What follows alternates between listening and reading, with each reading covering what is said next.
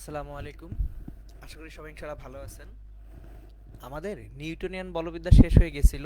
আমরা আজকে কাজ শক্তি ক্ষমতা অধ্যায় 5 এর প্রথম লেকচারটা করব। তো কাজ শক্তি ক্ষমতা এটা কিন্তু আমরা মোটামুটি 9 10এও একটা লেভেলে পড়ে আসছি। আমি একেবারে গোড়া থেকেই শুরু করব, কারণ বেসিক কিছু কনসেপ্ট আছে যে কনসেপ্টগুলো আমাদের ধারণার দুর্বলতা থাকার কারণে অনেক সময় আমাদের কাছে চ্যাপ্টারটা বেশ জটিল লাগে। কিন্তু আসলে বলতে গেলে এই চ্যাপ্টারটা আমাদের আগের 3টা চ্যাপ্টার থেকেও সহজ। মানে ভেক্টর পড়ছি আমরা, গতিবিদ্যা পড়ছি, নিউটনিয়ান বলবিদ্যা পড়ছি। এই 3টা অধ্যায়ের তুলনায় কাজ শক্তি ক্ষমতা অধ্যায়টা বেশ সহজ সরল বলেই মনে হবে আপনাদের। কারণ কি? কারণ হচ্ছে ভেক্টর, গতিবিদ্যা, নিউটনিয়ান বলবিদ্যা এগুলার অধ্যায়গুলার প্রয়োগ এসে আমরা কাজ শক্তি ক্ষমতায় অনেক বেশি দেখতে পাবো। তাহলে চলেন আমরা শুরু করব একেবারে ভেরি বেসিক দিয়ে।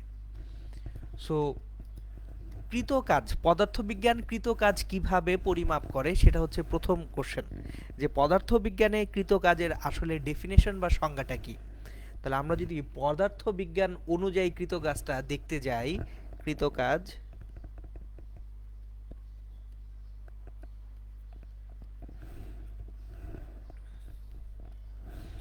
পদার্থবিজ্ঞান অনুযায়ী কৃতকাজ হচ্ছে বল এবং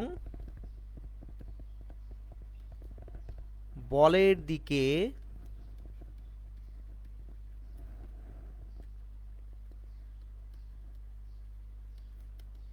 সরণের উপাংশের গুণফলকে কাজ বলে।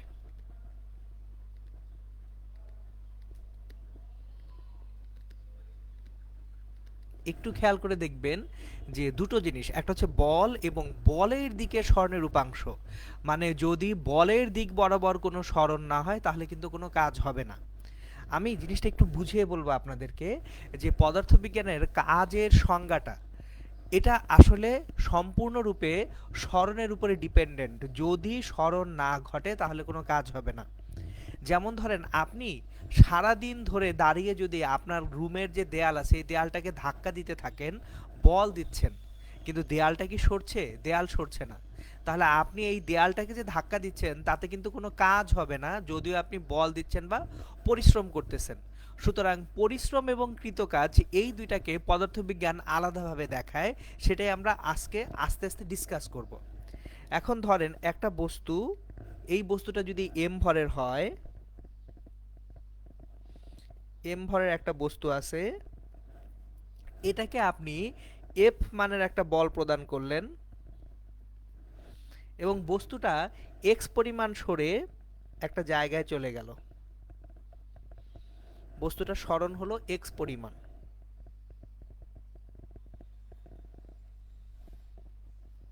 তাহলে এফ বল প্রয়োগে যদি এক্স পরিমাণ একটা বস্তুর সরণ হয়, তাহলে বল এবং বলের দিকে সরণের উপাংশ W equals to F x.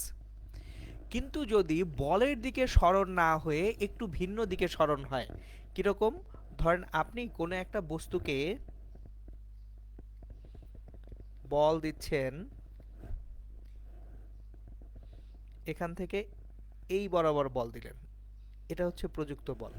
আমরা ধরেন একটা বস্তুকে যদি সুতা দিয়ে বেঁধে তারপর টানি এবং একটা কোণ করে, অনুভূমিকের সঙ্গে একটা কোণ করে বস্তুটাকে টানছি, ধরেন থিটা কোণে বস্তুটাকে টানছি, তাহলে বস্তুটা যদি মাটি বরাবরই অগ্রসর হয় এবং বস্তুটা মাটি বরাবর যাচ্ছে এক্স পরিমাণ দূরত্ব, তাহলে খেয়াল করেন বলের দিকে কতটুকু সরণ হলো সেটা আমাদের দরকার। আমাদের সরণটা কিন্তু বলের দিকে কতটুকু সেটা দরকার কৃতকাজের জন্য। তাহলে ডাব্লিউ ইকুয়ালস টু বল ইন্টু বলের দিকে সরণের যে উপাংশ। এখন বল কত? এফ। বলের দিকে সরণের উপাংশ কত হবে? X cos theta. কারণ আমরা সব সময় জানি যে ভূমি বরাবর বা কোণ সংলগ্ন বাহু বরাবর যে উপাংশটা সেটা cos থিটা দিয়ে আসে। তাহলে আমরা এখান থেকে w সমান fx cos থিটা পাচ্ছি। সুতরাং আমরা তাহলে সরাসরি বলতে পারি পদার্থবিজ্ঞান অনুযায়ী কৃত কাজ w এর যে সংজ্ঞাটা আসে সেই W equals to F dot x আমরা লিখতে পারি। যে বল এবং সরণ এই দুইটা ভেক্টরের ডট গুণফল থেকে আমরা কি পাবো সবসময়? কৃত কাজ পাবো। ওকে, এখন এখানে আমরা প্রথম যে কোশ্চেনটা করব, এই কোশ্চেনটা হচ্ছে একটা অনুধাবনমূলক প্রশ্ন। সো আমি আগে অনুধাবনমূলক প্রশ্নটা করি। পদার্থবিজ্ঞান অনুযায়ী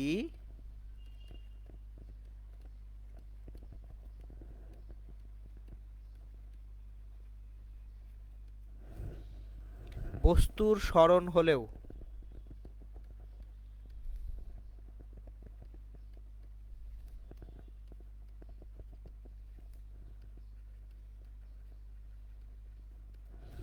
কৃত কাজ শূন্য হতে পারে।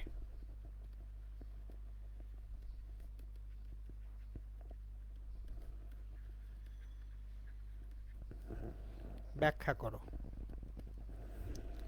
আমার পদার্থবিজ্ঞান অনুযায়ী বস্তুর যদি সরণ হয় তারপরেও কৃত কাজটা কত হতে পারে? শূন্য হতে পারে। এটাকে ব্যাখ্যা করতে বলা হয়েছে।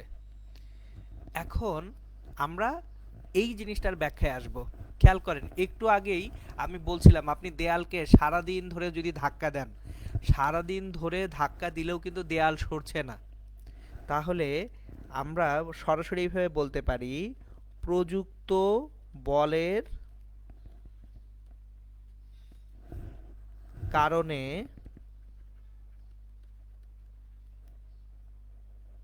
যদি, খেয়াল করেন একটু আগে যেটা বলছিলাম সেটা কিন্তু দেয়াল সরতেছিল না, সেটা এক জিনিস। আর এখানে আমি বলছি সরণ হচ্ছে, তারপরও কৃতকাজ শূন্য হতে পারে। সরণ হলেও কৃতকাজ শূন্য হতে পারে। এখন যদি প্রযুক্ত বলের কারণে সরণ হলেও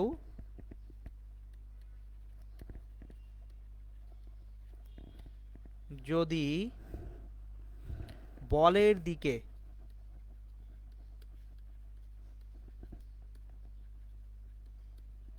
সরণের যে উপাংশ,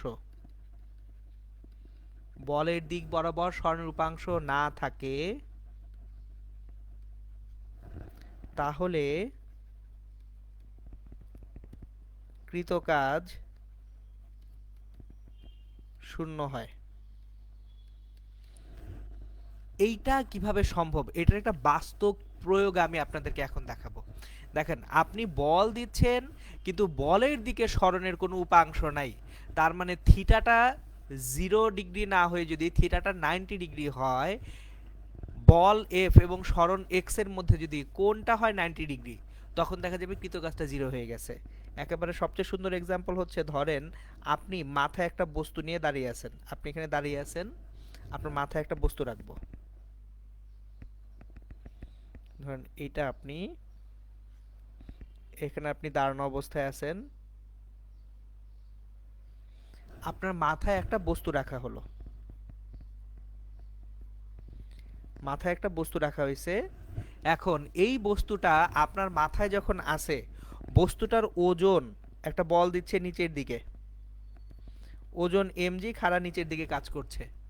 তাহলে আপনি ওজনের বিপরীতে একটা বল এফ দিয়ে বস্তুটাকে মাথার উপরে ধরে রাখছেন। তাহলে আপনাকে বল প্রয়োগ করতে হচ্ছে ওজনের সমান, এমজি এর সমান বল প্রয়োগ করতে হচ্ছে। এবার আপনি সোজা সামনের দিকে হাঁটতে শুরু করলেন। তাহলে সামনের দিকে যদি হাঁটতে শুরু করেন, আপনি এই যে এইখানে সোজা সামনের দিকে এক্স পরিমাণ সরণ ঘটালেন।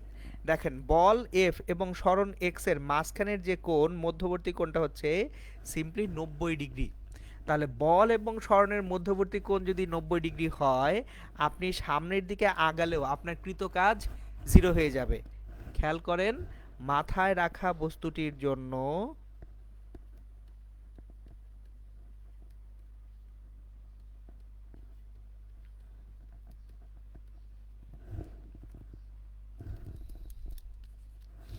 সরণের জন্য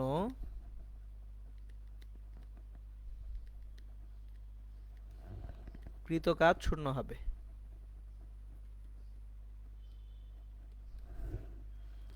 কারণ বল এফ এবং সরণ এক্স এর মধ্যবর্তী যে কোণ, সেই মধ্যবর্তী কোণ হয়ে গেছে 90 ডিগ্রি। তাহলে গাণিতিক সমীকরণ অনুযায়ী ডাব্লিউ সমান F x cos 90 degree. Cos 90 ডিগ্রির মান শূন্য মানে কৃতকাজ শূন্য। দেখতে পাচ্ছেন? তার মানে আমরা যেটা বলতে পারছি যে পদার্থবিজ্ঞান অনুযায়ী বস্তুর সরণ হলেও কৃতকাজটা শূন্য হতে পারে। সরণ না হলে তো কৃতকাজ শূন্য হবেই, কিন্তু সরণ হলেও সরণটা যদি বলের সঙ্গে 90 ডিগ্রি কোণে থাকে তাহলে কৃতকাজ কত হয়ে যাবে? শূন্য হয়ে যাবে। এখন তাহলে এখান থেকে আমাদের লার্নিংটা কি? এখান থেকে আমাদের লার্নিংটা হচ্ছে, প্রথম যে জিনিসটা আমরা শিখব সেটা হলো শূন্যে এক্স অক্ষ বরাবর কোনো বস্তু সরাতে কৃতকাজ শূন্য হয়। মানে আপনি শূন্যে যদি এক্স অক্ষ বরাবর একটা বস্তুকে সরাতে যান তখন কৃতকাজটা শূন্য হয়। আর সেকেন্ড লার্নিংটা হচ্ছে শূন্যে কোনো বস্তু যদি আপনি ধরে রাখতে চান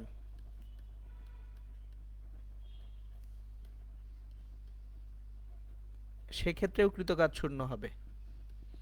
শূন্যে কোনো একটা বস্তু ধরে রাখতেও কৃতকাজটা কত হবে? শূন্য হবে। তাহলে এই দুইটা হচ্ছে আমরা এখান থেকে শিখতে পারলাম।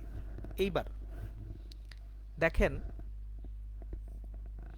আমরা একটু আগে যে ডায়াগ্রামটা এঁকেছিলাম, সেকেন্ড লার্নিংটা, এটা আমি একটু আবার দেখাই। একটা মানুষ এখানে দাঁড়িয়ে আছে, মাটিতে মানুষটি দাঁড়িয়ে আছে, মানুষটি স্থির।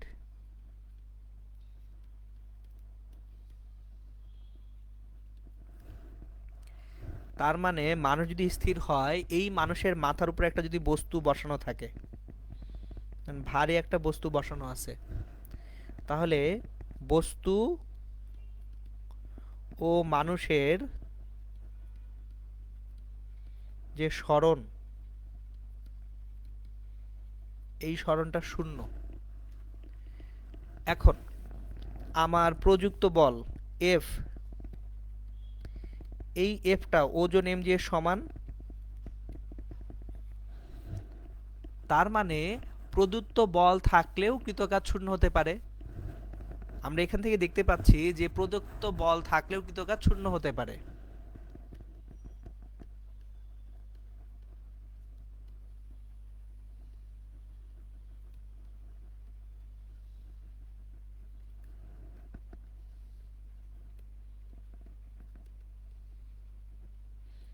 এখন বল এফ থাকার পরেও কৃতকাজ শূন্য হতে পারে দুইটা সিনারিওতে। একটা হচ্ছে বলের কারণে যদি সরণ না হয়,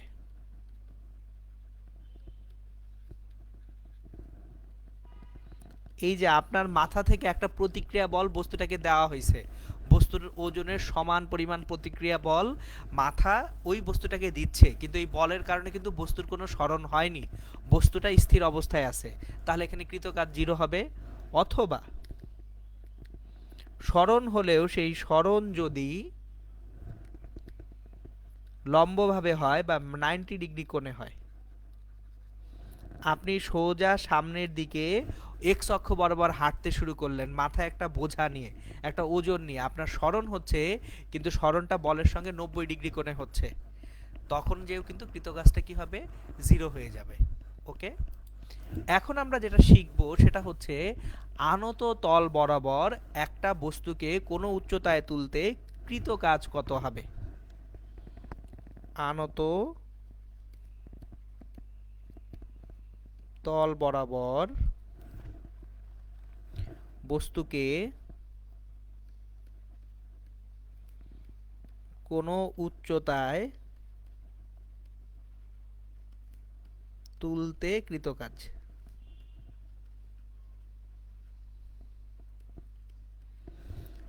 আমরা কোনো একটা আনত তল নিব, সেই আনত তল বরাবর একটা বস্তুকে কোনো একটা উচ্চতায় তুলব, সেক্ষেত্রে আমাদের কৃত কাজ কত হবে সেটা আমরা এখন বের করতে শিখব। ওকে, আমরা আগে একটা আনত তল আঁকি। আনত তল মানে মাটির সঙ্গে কোনো একটা কোণ করে তলটা আছে। এখন যদি মাটির সঙ্গে কোনো একটা কোণ করে কোনো একটা তল থাকে, ধরুন এটা হচ্ছে মাটি, মাটি বরাবর একটা রেখা টানি আমরা, টানলাম। এইখানে এই যে ধরেন মাটি বা ভূমি, এখান থেকে একটা বস্তুকে আমি আনত থিটা কোণে আনত একটা তল বরাবর একটা উচ্চতায় তুলে ফেলবো।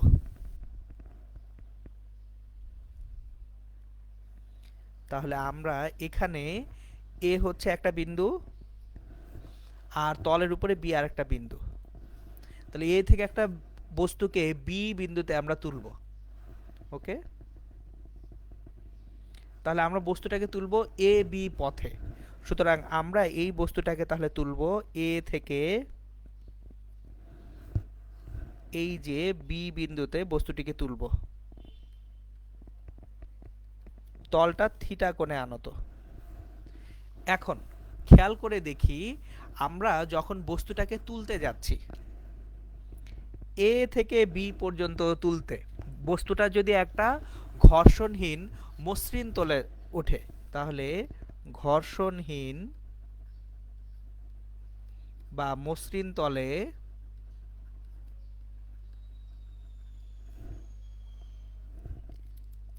মসৃণ আনত তলে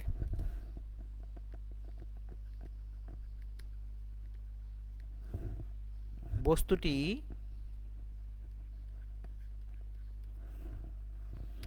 এ হতে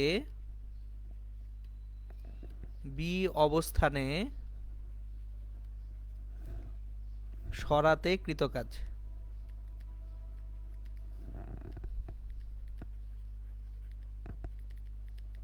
আমি বস্তুটাকে এ থেকে বি অবস্থানে সরাবো ঘর্ষণহীন একটা মসৃণ তলে। তাহলে কৃতকাজ ডাব্লিউ ইকুয়ালস টু প্রযুক্ত বল এফ ইন্টু বলের দিকে সরণ এস। এখন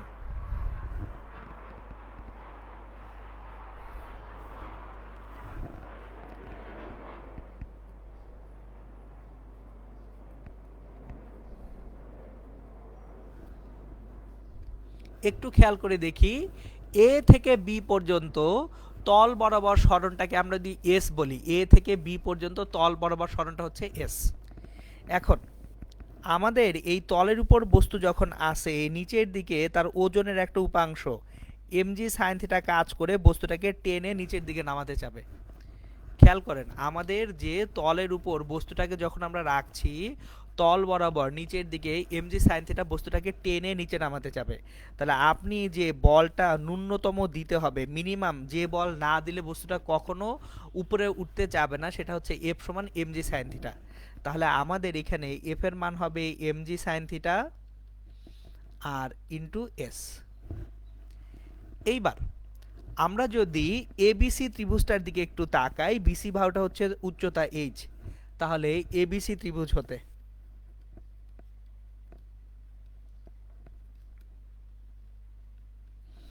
আমরা এবিসি ত্রিভুজ হতে উচ্চতা H divided by S equals to sine theta পাবো।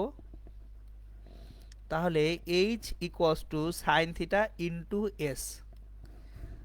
খেয়াল করেন, এস ইন্টু সাইন থিটা যদি এইচ হয়ে যায়, কৃতকাজ ডাব্লিউ সমান এম জি এইচ। তার মানে আমরা যদি আনত তল বরাবর একটা বস্তুকে উপরে তুলি, সেক্ষেত্রে যদি কোনো ঘর্ষণ না থাকে, তাহলে শুধুমাত্র যত উচ্চতা, এই উচ্চতাকে যদি আমরা ওজন দিয়ে গুণ করে দিই তাহলেই কৃতকাজ পাবো। এটাকে একটু ডিফারেন্টলি দেখাই আপনাদেরকে। ধরেন এখন বস্তুটা আপনি মাটি থেকে সোজা এইচ উচ্চতায় তুলে দিবেন। ধরেন বস্তুটা আপনি মাটি থেকে তুলবেন এই পি বিন্দু থেকে কিউ বিন্দুতে, এবং বস্তুটা মাটিতে রাখা আছে এখন এইখানে, সমান এম ভরের বস্তু। তাহলে এইখানে ঊর্ধ্বমুখী যে বল এফ, এই এফ সমান হতে হবে এমজি, এবং বস্তুটাকে যদি আমরা এইচ উচ্চতায় তুলি, এইচ উচ্চতায় কিন্তু বস্তুটাকে তুলছি, তাহলে পি থেকে কিউতে তুলতে আমার কৃত কাজ কত হবে, এমজি এইচই কিন্তু হবে। তার মানে আমি ঘর্ষণহীন আনত তলে একটা বস্তুকে আনত তল বরাবর তুলে দেই আর সোজা ওই উচ্চতায় ওয়াই অক্ষ বরাবর তুলি, কৃতকাজ কি হবে? একই হবে। তাহলে ডাব্লিউ এ বি যে কথা, ডব্লিউ পি কিউ একই কথা। সুতরাং আমরা আনত তলে একটা বস্তুকে তুলতে গেলে আমাদের বেশি ঝামেলা করার দরকার নেই। এই তলটা মাটি থেকে কত উচ্চতায় আছে সেই উচ্চতা এবং ওজন দিয়ে আমরা যদি গুণ করে দেই কৃতকাজ পেয়ে যাব। সুতরাং এখান থেকে আরেকটা জিনিস শিখলাম, আমরা কি শিখলাম সেটা দেখি। এখান থেকে যেটা শেখা যাচ্ছে সেটা হচ্ছে ওয়াই অক্ষ বরাবর বস্তুর যে সরণ হয়, ওয়াই অক্ষে বস্তুর সরণ যদি সমান থাকে, মানে ওয়াই অক্ষে যদি বস্তুর সরণটা চেঞ্জ না হয়, সমান থাকে, তাহলে কৃতকাজ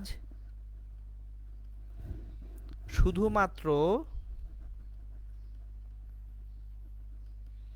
বস্তুর ওজন ও ওয়াই অক্ষে সরণের উপর নির্ভরশীল।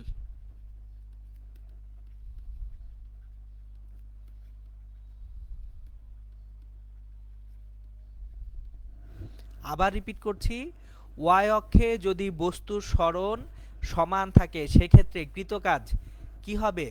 বস্তুর ওজন এবং ওয়াই অক্ষে সরণের উপর নির্ভরশীল হবে। দেখেন, এটাই আমি আপনাদেরকে বুঝিয়ে বলি। ধরেন আপনি এ বিন্দু থেকে কোনো একটা বিন্দু সিতে যাবেন, এ থেকে সিতে যাবেন, এ থেকে সিতে আপনি এইভাবে আনত তল বরাবর যেতে পারেন, এসি। আবার এ থেকে সিতে আপনি এ থেকে একটা মাঝখানের বিন্দু ডিতে এসে এরপর ডি থেকে সি পর্যন্ত অনুভূমিকভাবেও যেতে পারেন। সো আপনার যাওয়ার মতো রাস্তা আছে কয়টা? দুইটা। আপনি ডিরেক্ট এ থেকে সিতে উঠে যেতে পারেন, অথবা এ থেকে ডিতে যেয়ে তারপর ডি থেকে আবার সিতে যেতে পারেন। সো প্রশ্নটি হচ্ছে আপনার কোন ক্ষেত্রে কৃতকাজ কত হবে? আমার এ থেকে সি পর্যন্ত যে সরাসরি দূরত্ব সেটা আমরা না জানি, আমরা শুধু জানি এ থেকে সি এর উচ্চতা হচ্ছে এইচ। এ বিন্দু থেকে সি বিন্দু পর্যন্ত উচ্চতা কত? এইচ। তাহলে W A C equals to M G H. কিভাবে?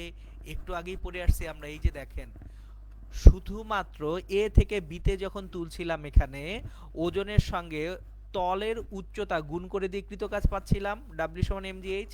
তাহলে আমি যখন এ থেকে সিতে বস্তুকে তুলব ডাব্লিউ এসি সমান কত হবে? M G H.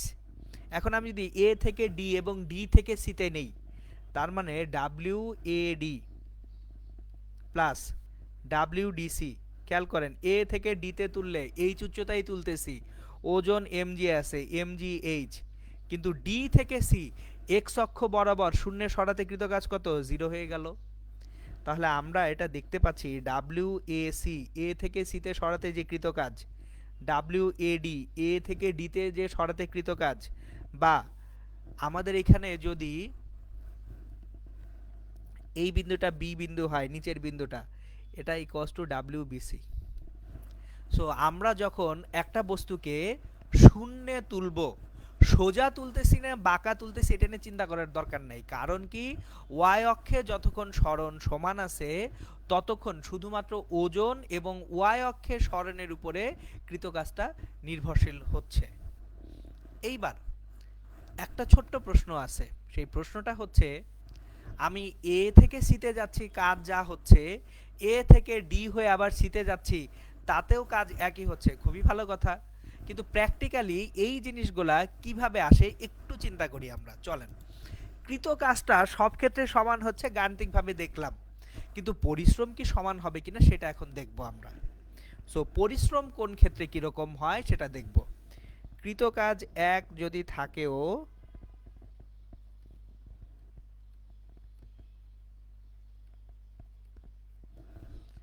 পরিশ্রম এক না হয়ে ভিন্ন হতে পারে।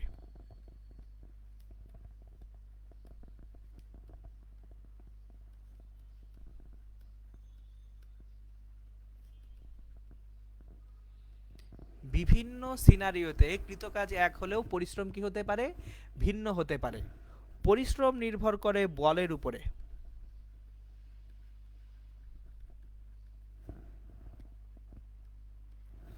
পরিশ্রম সব সময় নির্ভর করে কিসের উপরে, বলের উপর।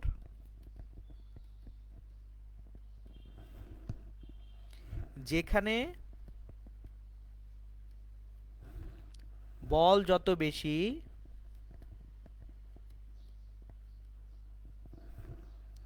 পরিশ্রম তত বেশি হবে।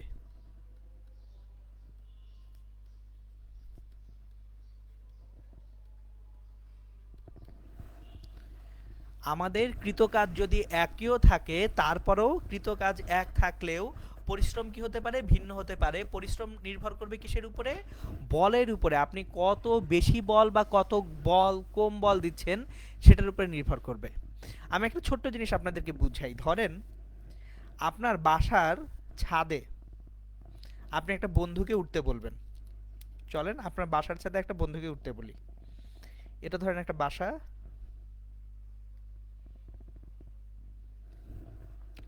এখন আপনার বাসার ছাদে ওঠার জন্য সিঁড়িটা এইভাবে আছে, এটা সিঁড়ি।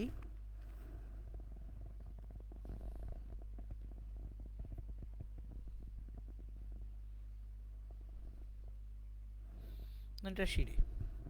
সুতরাং আপনি একটা বন্ধুকে বললেন, দোস্ত তুমি সিঁড়ি বেয়ে বেয়ে ছাদে উঠে আসো। সেটা আপনার একটা ফ্রেন্ড, সে এইখানে যে সিঁড়িগুলো আছে এই সিঁড়িগুলা ব্যবহার করে ছাদে উঠবে। তাহলে আপনার ফ্রেন্ডটা যখন সিঁড়ি দিয়ে ছাদে উঠে যাবে, সিঁড়িটা ধরেন অনুভূমিকের সঙ্গে থিটা কোণে আছে। সিঁড়িটা আছে কত কোণে, থিটা কোণে। তাহলে আপনার বন্ধুটাকে যখন আমি সিঁড়িতে উঠতে বলছি, সে তার ওজনের যে উপাংশটা উপরের দিকে কাজ করাচ্ছে, ধরেন এটা হচ্ছে F1 বল, তাকে দিতে হচ্ছে। এখন এই F1 বলটা কত, F1 বলটা কি নিচের দিকে যে mg sin থিটা এটার সমান। F1 বলটা হচ্ছে mg sin থিটা এর সমান মানের বল হবে। তাহলে F1 হচ্ছে mg sin থিটা এর সমান হতে হবে। তাহলে খেয়াল করেন আপনার যে বন্ধুটা সিঁড়ি বেয়ে ছাদে উঠছে সে mg sin থিটা পরিমাণ বল দিচ্ছে। এবার আরেকটা বন্ধুকে আপনি এইদিকে বললেন যে দোস্ত তুমি দেয়াল বেয়ে বেয়ে স্পাইডারম্যান হয়ে আমার বাসার ছাদে ওঠো। সো ধরেন হয়তো একটা পাইপ আছে, আপনার ওই বন্ধুটা দেয়াল বেয়ে সে স্পাইডারম্যান হয়ে গেল, মিস্টার স্পাইডারম্যান। সো সে এখন এই যে দেয়াল বেয়ে ছাদে উঠতেছে। তাহলে এই জন্য তাকে যে বলটা প্রয়োগ করতে হবে, F2 যে বলটা, এই বলটা তার ডিরেক্ট ওজন mg এর সমান। এখন একটা জিনিস আমরা খেয়াল করে দেখি, দুইজনের কিন্তু কৃতকাজ সমান হবে, কারণ দুইজনে এসে কোথায় উঠতেছে, ছাদে উঠতেছে। তাহলে দুইজনের যে ওয়ার্ক ডান, কৃতকাজ, এটা ছাদে উঠতে দুইজনের কৃতকাজ সমান। কিন্তু দুইজন কিন্তু সমান বল প্রয়োগ করে নাই। একজনকে বল দিতে হয়েছে F1 পরিমাণ, আরেকজনকে বল দিতে হয়েছে F2 পরিমাণ। আমার দুইজনের কৃতকাজ W1 প্রথম জনের জন্য কৃতকাজ যেটা mgh, দ্বিতীয় জনের জন্য কৃতকাজ mgh, কারণ y অক্ষে তারা একই উচ্চতায় উঠছেন। কিন্তু প্রথম জন বল দিছেন F1 সমান mg sin থিটা, আর দ্বিতীয় জন বল দিছেন F2 সমান mg। তাহলে বল কোনটা বেশি, F2 বেশি কার তুলনায়, F1 এর তুলনায়। সুতরাং দেয়াল বেয়ে যে উঠবে তার পরিশ্রম বেশি হবে।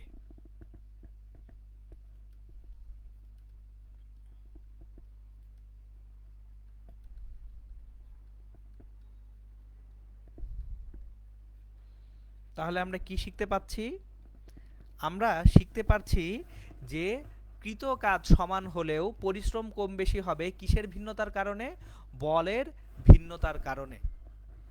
এইবার আমরা যে কাজ নিয়ে কাজ করতেছি, কৃত কাজটা এটা দুই রকম হয়। একটা হচ্ছে বলের দ্বারা কাজ বা ধনাত্মক কাজ, আর একটা হচ্ছে বলের বিরুদ্ধে কাজ বা ঋণাত্মক কাজ। তাহলে কৃত কাজকে আমরা দুই ভাগে ভাগ করে শিখি। কৃত কাজ কয় প্রকার, দুই প্রকার। একটা হচ্ছে বলের দ্বারা কাজ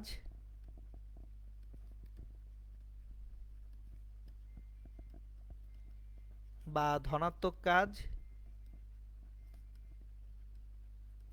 আর একটা হচ্ছে বলের বিরুদ্ধে কাজ বা ঋণাত্মক কাজ। এখন বলের দ্বারা কাজ বা ধনাত্মক কাজ কখন হবে, কাজটা কখন পজিটিভ হবে, খেয়াল করে দেখি। ডাব্লিউ সমান এফ ডট এক্স ছিল না আমাদের, ডাব্লিউ সমান ছিল এফ ডট এক্স, তাহলে ডাব্লিউ সমান এফ এক্স কস থিটা। এখান থেকে তো আমরা বলতে পারি থিটাটা যদি সূক্ষ্মকোণ হয় তাহলে আমরা অ্যাকচুয়ালি কি পাবো, ডাব্লিউটা পজিটিভ পাবো। তাহলে দেখেন যদি থিটাটা সূক্ষ্মকোণ হয় তাহলে ডাব্লিউটা কি পাবো, পজিটিভ পাবো, আর থিটাটা যদি স্থূলকোণ হয় তাহলে ডাব্লিউটা কি পাবো, নেগেটিভ পাবো। এখান থেকে কিন্তু বলে ফেলা যাচ্ছে। এখন পদার্থবিজ্ঞানে আমরা অ্যাকচুয়ালি কোন করে সরতেছে এই ব্যাপারটা যদি চিন্তা না করি, এইভাবে চিন্তা করি, প্রযুক্ত বল যেদিকে ঘটতেছে সরণটাও একই দিকে যদি ঘটে। দেখেন প্রযুক্ত বল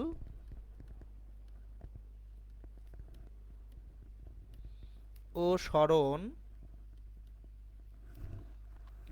একই দিকে যদি হয়,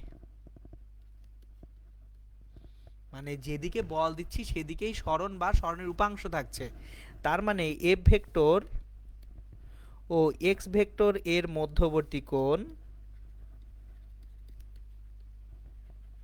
যখন 0 ডিগ্রি হবে তখন বল যেদিকে সরণ সেদিকে, তাহলে আমার এইখানে কৃত কাজটা কি হবে, ধনাত্মক হবে। আমরা একটা এক্সাম্পল চিন্তা করি।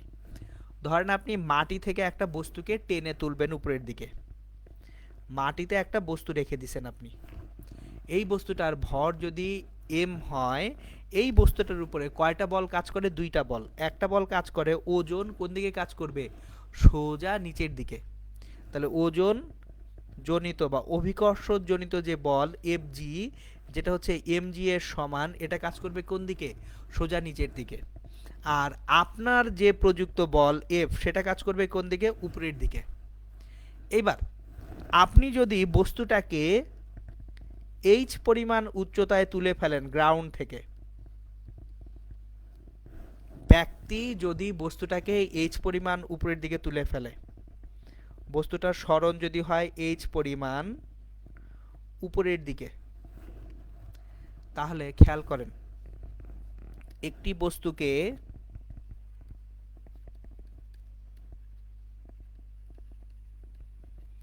মাটি হতে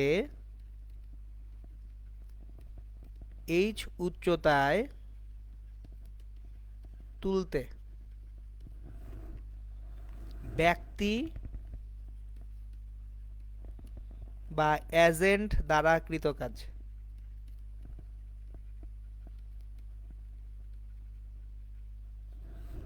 এটা হবে ধনাত্মক। ডাব্লিউ সমান এফ ডট এক্স, এফ সমান কত, এম জি, কিন্তু এফ এক্স এর মধ্যবর্তী কোণ হচ্ছে কত, 0 ডিগ্রি।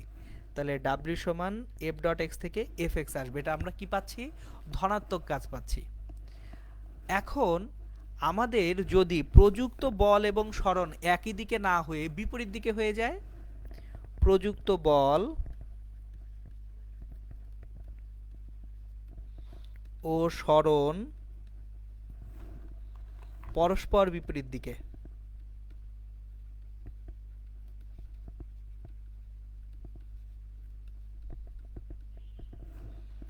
তাহলে এফ যে ভেক্টরটা আছে আর এক্স যে ভেক্টরটা আছে এর মধ্যবর্তী কোণ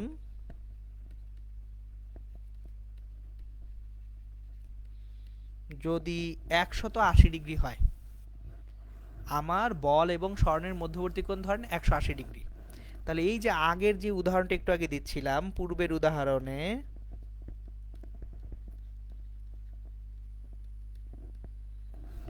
মহাকর্ষীয় বল দ্বারা কৃত কাজ,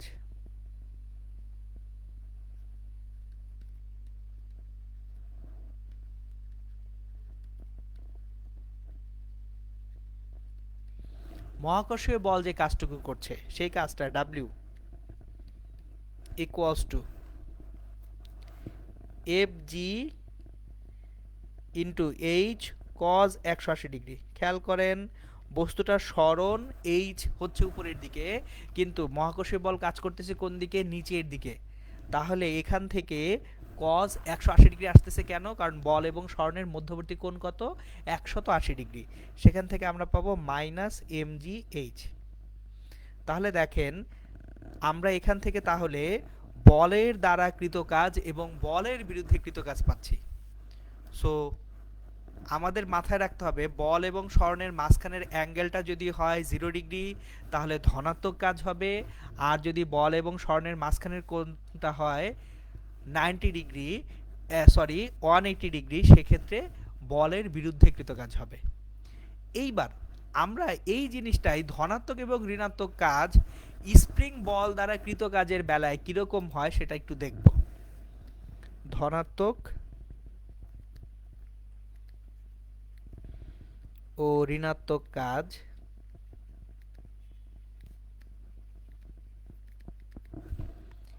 স্প্রিং বল দ্বারা কৃত কাজের বেলায়।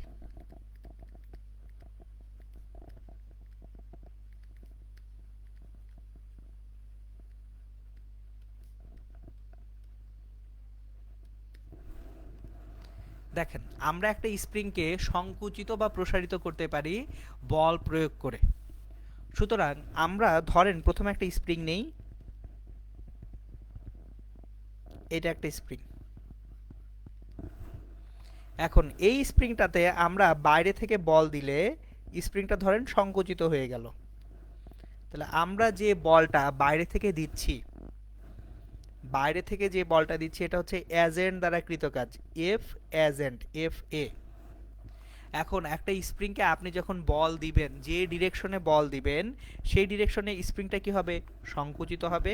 তাহলে স্প্রিংটা এখানে সংকুচিত হলো, যেদিকে বল দিছেন সেদিকেই এক্স পরিমাণ সংকুচিত হয়েছে। তাহলে দেখেন বাহ্যিক বল, বাহ্যিক বা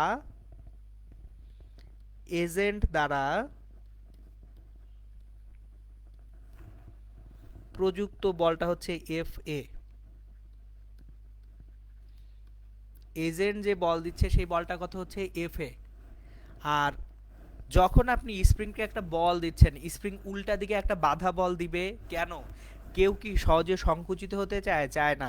তাহলে স্প্রিং একটা বাধা বল দেবে উল্টা দিকে, এটা হচ্ছে এফ অফ স্প্রিং। স্প্রিং এর যে বাধাজনিত বল সেটা হচ্ছে প্রযুক্ত বলের ঠিক বিপরীত দিকে।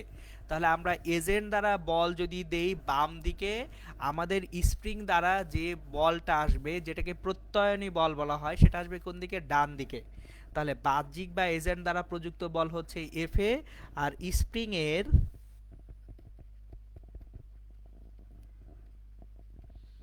বাধাদানকারী যে বল বা প্রত্যয়নী বল,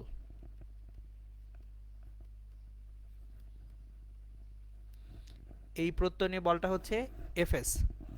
এখন বাহ্যিক বল দ্বারা কৃত কাজ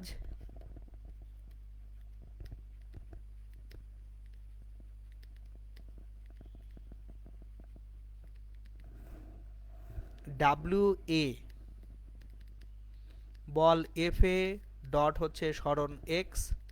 এখন এফ এ এবং এক্স একই দিকে, তাহলে বাহ্যিক বল দ্বারা কৃত কাজটা ধনাত্মক কাজ, এফ এ এক্স। কিন্তু স্প্রিং বল বা প্রত্যয়নী বল দ্বারা কৃত কাজ কত?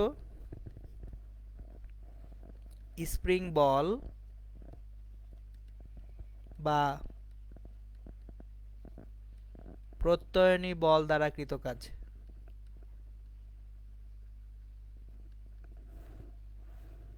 ডব্লিউ এস, এটা হচ্ছে এফ এস ডট এক্স। কিন্তু এফ এস এবং এক্স এর মধ্যবর্তী কোণটা কত? 180 ডিগ্রি। তাহলে এটা হচ্ছে minus F S into x. তাহলে দেখেন স্প্রিংকে যদি আমরা সংকুচিত করতে যাই, বাহ্যিক বল দ্বারা কৃত কাজটা ধনাত্মক, কিন্তু স্প্রিং বল দ্বারা কৃত কাজ ঋণাত্মক। এখন যদি সংকুচিত না করে আমরা প্রসারিত করতে যেতাম, যে আমরা একটা স্প্রিংকে টেনে লম্বা করব, প্রসারিত করব, সেক্ষেত্রে কি হয় সেটা আমরা দেখব। তাহলে আমরা এখন পরবর্তী সিনারিওতে যাব, যেখানে আমরা এই একই স্প্রিং নিয়ে কাজ করব, কিন্তু স্প্রিংটাকে এখন আমরা টেনে লম্বা করব। ধরেন এই স্প্রিংটাকে আমরা টান দিব, টান দিলে স্প্রিংটা লম্বা হবে। ডায়াগ্রামটা বেশ ভালো হলো না।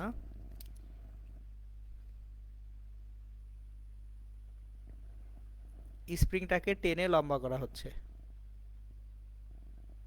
ওই যে ধরেন এইভাবে লম্বা করলাম। তাহলে এখন আমরা বাহ্যিক বল যেটা দিচ্ছি এফ এ, সেটা দিচ্ছি ডান দিকে। বস্তুটা সরণ ঘটতেছে কোন দিকে? ডান দিকে।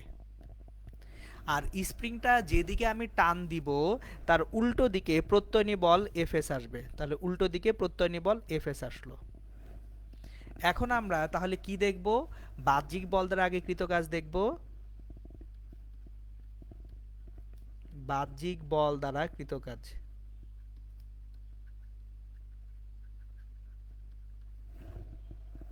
W A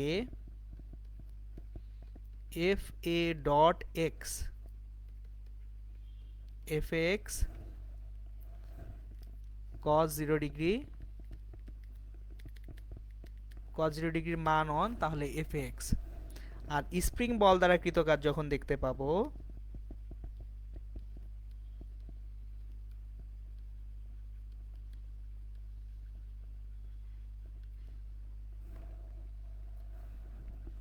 WS equals to FS dot x, তাহলে FS x cos 180 ডিগ্রি।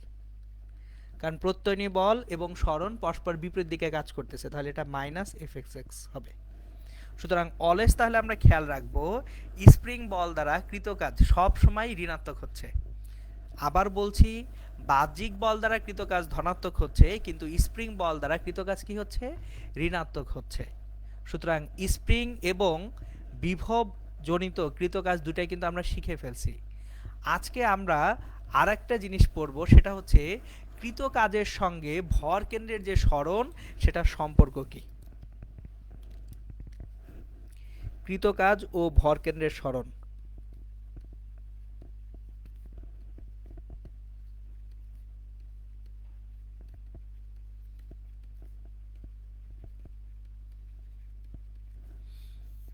আমরা যখন বাহ্যিকভাবে বল দিচ্ছি, বল দেওয়ার কারণে সরণ হচ্ছে কার? বস্তুর সরণ হচ্ছে, সেটা ঠিক আছে, কিন্তু এই যে বস্তুটার যখন সরণ হচ্ছে, আমরা কিন্তু এখন পুরো বস্তুটা নিয়ে চিন্তা করতেছি। তার মানে আমরা সরণ বলতে কিন্তু বুঝবো বস্তুর ভরকেন্দ্রের সরণ।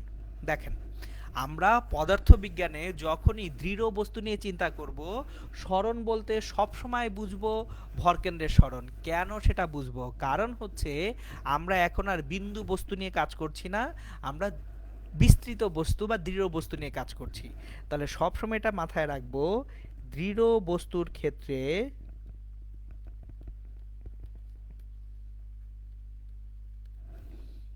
সরণ বলতে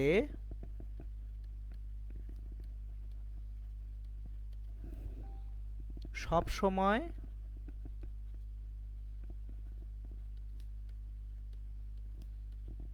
ভর কেন্দ্রের সরণ বুঝায়।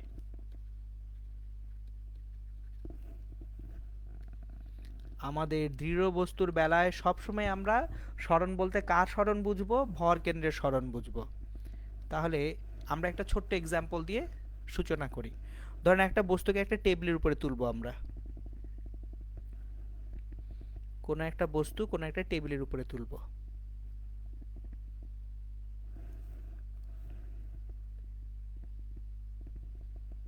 এরকম একটা টেবিল আছে কোথাও, এই টেবিলটার উপরে বস্তুটাকে মাটি থেকে তুলবো। তাহলে বস্তুটা যখন মাটিতে ছিল, এখানে মাটিতে ছিল,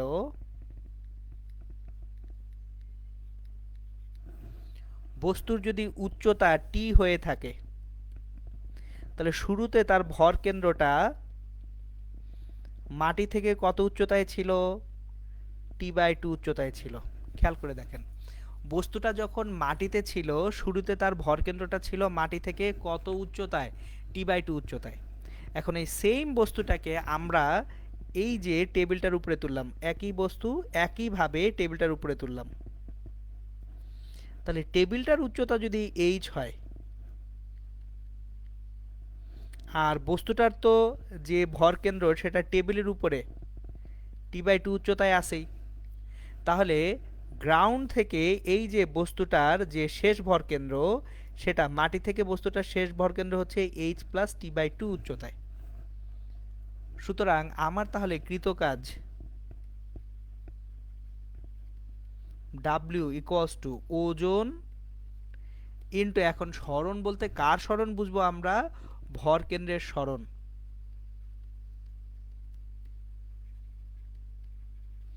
তাহলে ওজনটা হচ্ছে mg, শেষ ভরকেন্দ্র আছে h প্লাস টি/2 উচ্চতায়, আদি ভরকেন্দ্র আছে টি/2 উচ্চতায়, তাহলে কৃত কাজ w সমান mgh।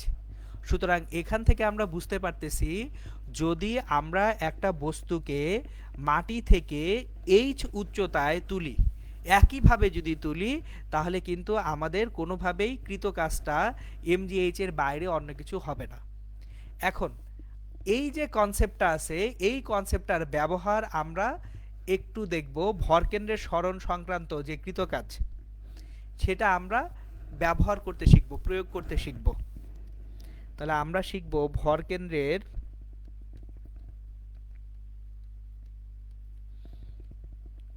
সরণ সংক্রান্ত কৃতকাজ।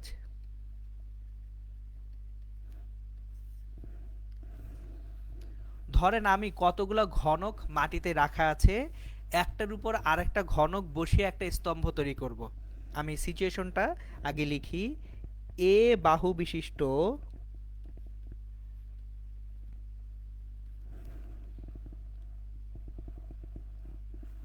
কতগুলি ঘনক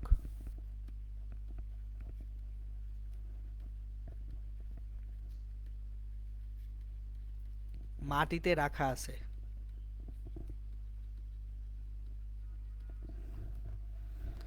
একটির উপর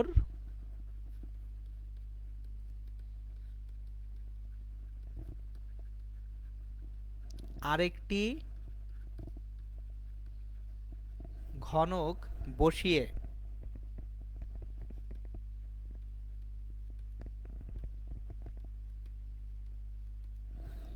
স্তম্ভ তৈরি করতে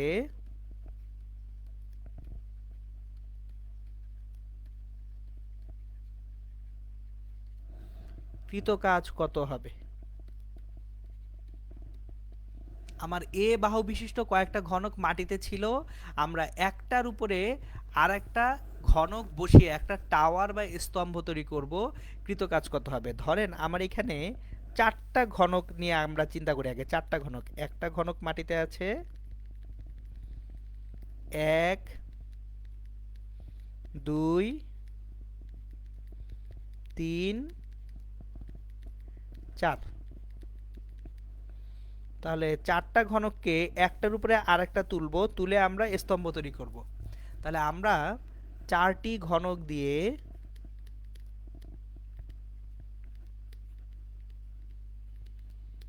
স্তম্ভ তৈরিতে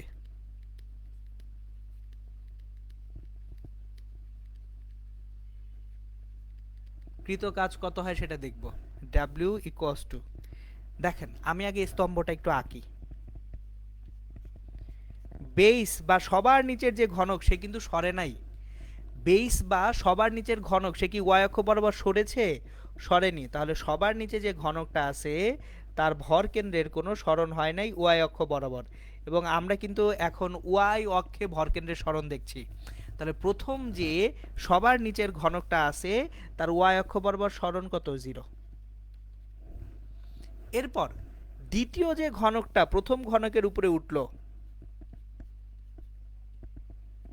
তার ভর কেন্দ্রের সরণ কত?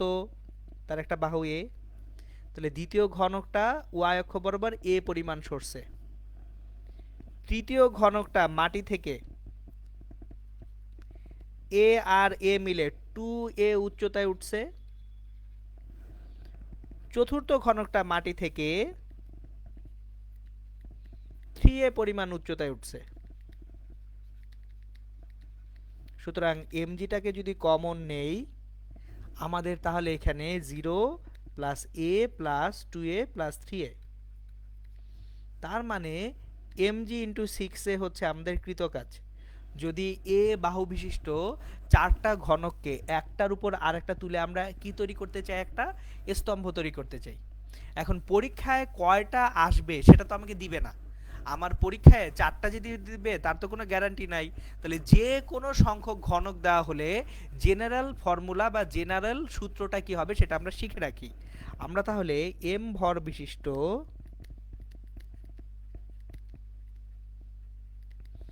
ও এইচ বাহু বিশিষ্ট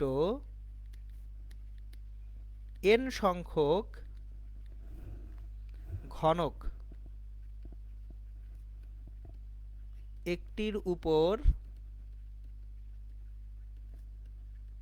আরেকটি বসিয়ে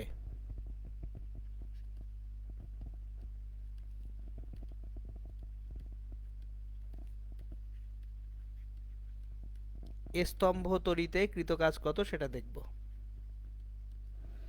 আমরা এম ভর বিশিষ্ট এইচ বাহু বিশিষ্ট এন সংখ্যক ঘনক একটার উপর আরেকটা বসে স্তম্ভ তৈরিতে কৃতকাজ কত সেটা দেখতে চাচ্ছি।